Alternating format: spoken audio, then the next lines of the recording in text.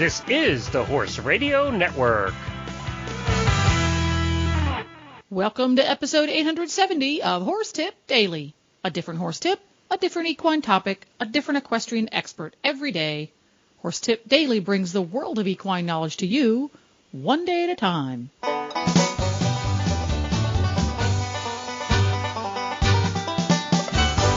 Greetings, horse people. Coach Jen here, and thanks for tuning in to Horse Tip Daily. Today, Hillary Moore-Hebert, senior editor of Dressage Today magazine and DressageToday.com, joins the Dressage radio show crew to talk about how Jan Brinks translates the training scale. And Reese Kofler-Stanfield and Philip Parks, show co-hosts, join in on the conversation. And we'll get right to our tip after this shopping tip from StatelineTack.com.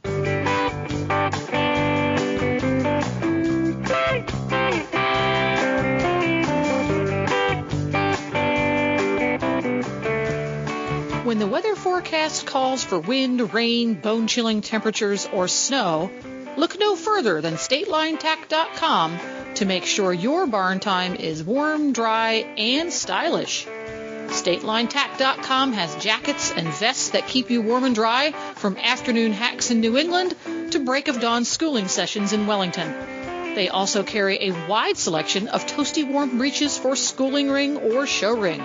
They even have waterproof breeches for those days when Mother Nature is at her worst. And StatelineTack.com knows there's nothing more satisfying than having warm, dry feet at the barn, so they have beautiful winter boots for showing, weather-busting paddock boots for on the horse or off, and lots of rubber boots for mucking about. Surf over to StatelineTack.com today and choose from your favorite brands like Ariat, Debonair, Dublin, Mountain Horse, Carrots, Tough Rider, and many, many more. StatelineTack.com.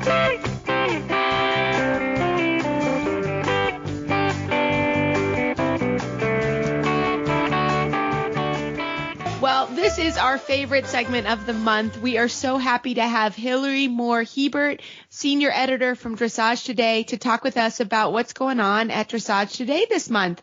So our October issue has a bunch of really fun stuff. It's still on the newsstands, and we're just going to wrap up some of the things that are in the magazine before we're talking about going into November when I meet with you guys next month. But the first thing that I wanted to share with you is I did an article with master trainer Jan Brink from Sweden, and he did a sidebar with me that I thought was really cool, that we kind of pulled from a book that he did that is only available in Swedish, but he was very kind and we worked through the translation. But he talked about how when you do a translation of anything, that there's sometimes not exact translations in words, and I definitely noticed that as we do the translation from the German training scale. But he said that in Sweden, the biggest thing is that they don't use the term scale the way we do, where it means like a ladder or stairs. And so they really consider the training scale as a training, more of a training approach. And what he says is he uses it instead as a picture of how the horse should have things in his training, and that they're all milestones. So we're still talking about the same thing with rhythm, relaxation, all the way up.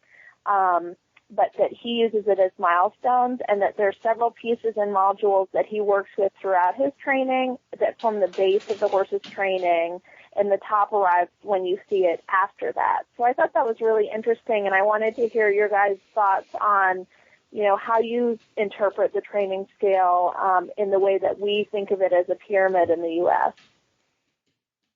No, I think that's a really interesting concept, and I think, it's essentially just a different way to look at it, but I love it, and I think that it makes dressage having either a scale or modules or milestones really helps sort of everybody, trainer, rider, horse, kind of know where they are and what they're working for. I think dressage, there's so much theory that you can get involved with, but when you have an actual, for example, we have the training scale poster in the arena, and sometimes everybody needs to stop, and we need to look at that and just make sure that our theory and where we're going is in the right spot. So I like having the scale. I think the same idea, having modules or having different milestones that everybody can sort of say, okay, hey, good job. You can now work toward collection, for example, or your straightness is off. That's why your collection's not working. I find that very helpful as a teacher, and also in showing people how to kind of troubleshoot when they have an issue and I'm not standing there. They can kind of stop and think, and if they have to, go look at the poster and decide, where am I having some issues? So I find it really helpful and kind of helps get everybody through all the theoretical stuff that you have to know. Philip, how about you? What do you think? Yeah, I think pretty much the same thing. I mean, I use the scale as a guideline, right? And that, as you trying to evaluate how is my horse going, or there's a problem, just like you said, let's go back to the guidelines and say what's missing, or what's good and what's not so good, and try and figure it out, because it's as much about the thought, of doing the training as it is about actually doing it, right? Like, you can kind of get into a problem, and if you don't have a plan or somewhere to go with your issue, then you're not going to go anywhere, right? Like, if you're not thinking about what you're trying to achieve, it's not just going to happen out of the air. So, it's just really handy that way, and make sure that you continue to train in a good way. So I think that's good to always be talking about, the guidelines that have been set out for training horses for hundreds of years, right? There's nothing new you can introduce into that, to do it the best way that you can. Exactly. Well, and I think it's really interesting. We had Christoph Hess here for the PVDA symposium. We had it at my farm, I want to say last weekend, but now I can't even remember. But we had a couple people come in, and what I thought was really interesting is Linda Pirelli actually flew up from Texas, and Tick Maynard came to do a natural horsemanship demonstration, but he's also long-listed for the eventing team. And it was really interesting because I think that it's exactly what you guys were just saying. There's so much horsemanship in general that has been around forever.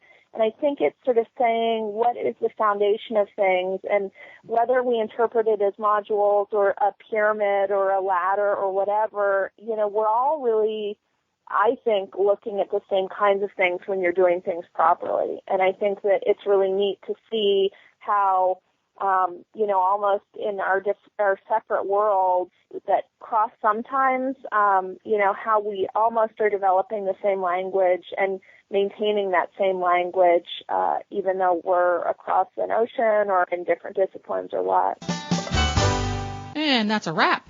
You can find lots more tips on topics ranging from barn care to websites for horse people on horsetipdaily.com. Just look for the topics drop-down menu on the left. And you can have all of the Horse Radio Network shows with you wherever you go with our new free app for iPhone and Android. Just go to your app store and search Horse Radio Network. And don't forget to support our sponsors here on Horse Tip Daily, because they really do make these podcasts possible. Today's podcast has been brought to you by the generous support of StatelineTack.com. The Horse Radio Network and the Horse Radio Network hosts are not responsible for statements of guests or their opinions. Use your own judgment when listening to the tips provided by the experts on Horse Tip Daily.